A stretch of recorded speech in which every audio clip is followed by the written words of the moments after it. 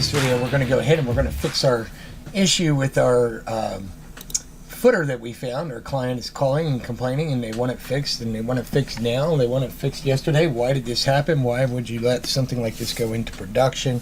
My answer is simple in this case. It's an educational experience. Otherwise, there is no good answer. There's no great answer to letting bugs, especially something as obvious as this, get into production. But believe it or not, it does happen on some of the greatest sites. I've watched some pretty interesting sites end up with some pretty crappy code.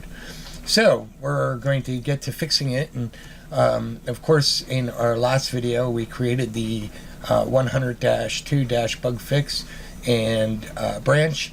We have it checked out. And we're going to go ahead over to Dreamweaver.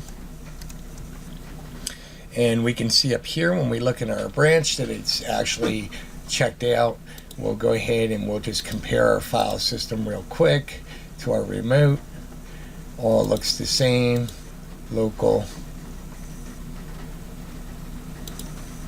view. Great. I'm going to go ahead and put that like that so I can see my the branch that I'm in. I'm going to take one more peek out here at my production site. Actually, let's get rid of that. Let's refresh this. Let's open the console. Get ourselves ready to work. In this case, I think for now I'm going to put my console over here. There's not much to look at with the site. We're not too worried. And we're going to go ahead and we'll do one more refresh, see if there's anything else we're working on before we get started manipulating code. And again, what we're trying to fix is this down here. We'll go ahead and we'll open it up a little bit just so we can see. We want this. What will happen with Bootstrap is it will stack when it's in responsive view. You can hear a little bit of rain going on here. So with that said, let's go over to Dreamweaver and let's open up.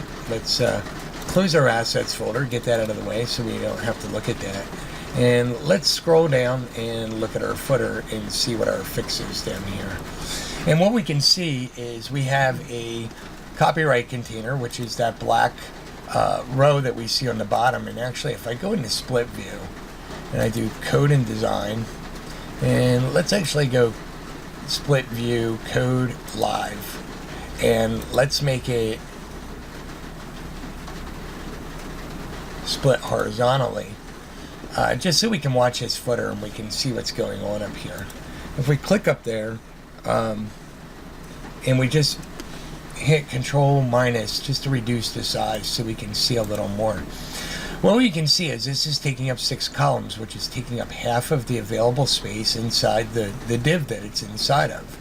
This is a Bootstrap CSS class, and basically, as we were talking before, Bootstrap splits the page up into, or not just the page, but the container that it's inside of, it'll split it into 12 columns. We can see here this one's taking 6, and this one is taking 12, which is forcing it to push out and act like a block element and drop down. The way that we can fix this is we can go in and we can change that to 6. We can come up here and we'll do a reload. And it looks like I'm going to go ahead and close my file system so I can get a better view of what's going on. And we'll do a reload there. Looks like it's not going to fall out for us. Not quite sure why.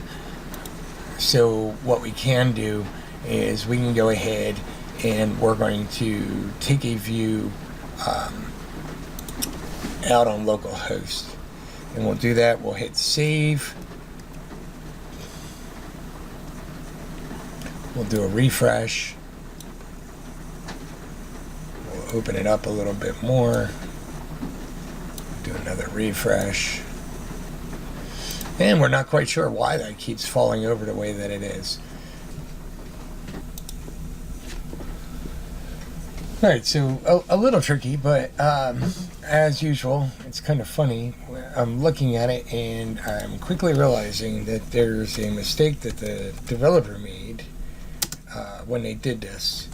And for Bootstrap, when you want things to stay on the same line, and work together in this scenario with in this case with the copyright. If you notice, what I'm doing is I'm adding in a div inside the container. We'll go ahead and format this real quick.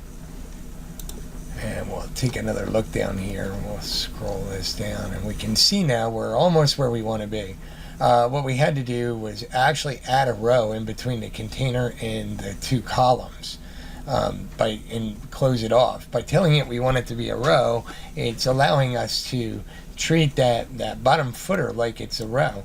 The other thing we want to do is we want to give this more room to move, and this doesn't necessarily need to take up 6 columns. So what we can do is we can set that to 4, and if you notice that bumped over, and then we can set the 4, because we have 12 columns to work with, we can set that to 8, and you can see how it nicely just lays itself out at that point. It is responsive, so what'll happen, if you see, there's a point where that bumps below at a break point, and we'll talk more about responsive as we roll along. But there we go. That's the fix. Let's do a save, and again, so that we can see the fix in full. What we did is we came down to the copyright container and we added. I hate when that happens. I don't really like this feature in Dreamweaver, where it allows you to revert back. But I guess what you can see is we added a row inside here, and then we closed that row off.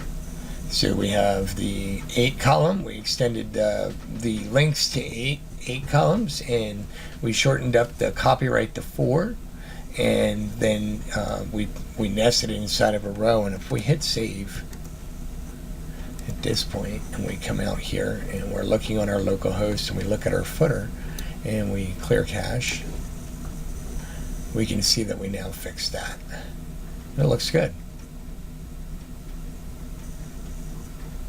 Excellent. The only other thing I would fix is maybe we'll put a little padding over top of that, and we can do that by coming out. And if you see, we have bottom URL, and this will be in the footer.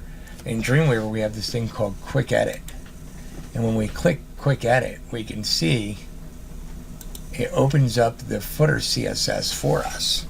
And so if we go ahead and we put, let's do padding top, and let's just do 4px, and let's see what that looks like. So we'll hop out here. We'll do a quick refresh. And there you can see we bumped it down a little bit, so it's a little more centered, looks nicer that way. And we should be good to go at this point. So now what we want to do is we want to go into our commander. We want to do a status. Actually, let's go close our Dreamweaver files. And of course, remember, in the footer CSS, we changed the bottom _UL style. We added padding top, and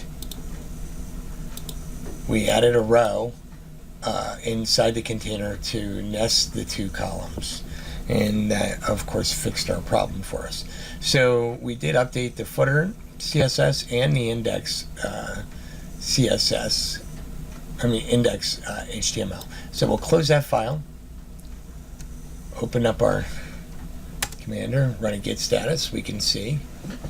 So let's do, and of course we are inside our 100-2-bug-fix. We're going to go ahead and add those.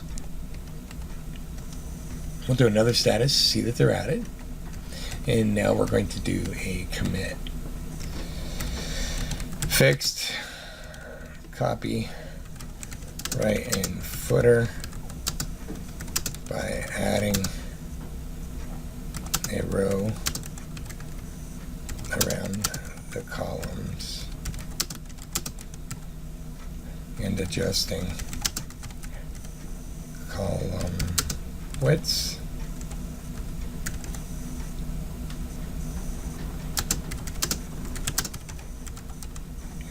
index.html, and added padding to the top in the footer.css.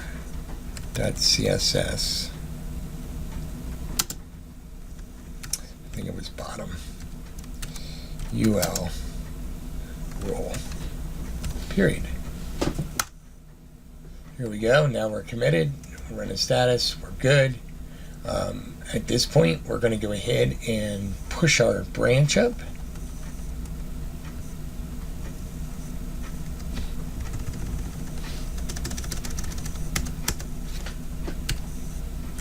Do a push. Origin. It's actually bug fix. Username.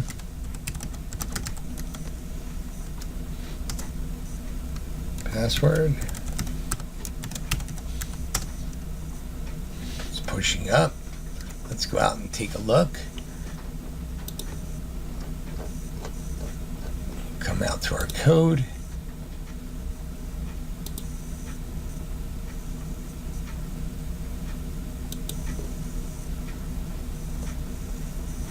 And we actually normally do this in the next step. So I'll stop there.